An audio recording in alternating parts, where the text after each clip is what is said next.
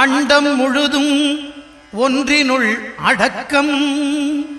அதுவே ஆனைமுகமெனும் ஓங்கார விளக்கம். சுழலும் கோள்கள் அவன் சொல் கேட்கும்.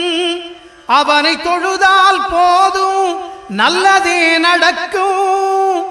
ஆனைமுகனை தொழுதால் நவக்கிரகங்களும் மகிழும்.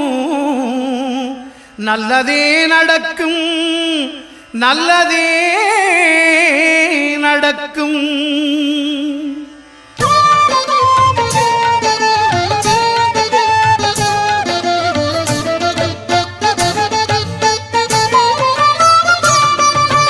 ஒன்பது கோளும் ஒன்றாய் காண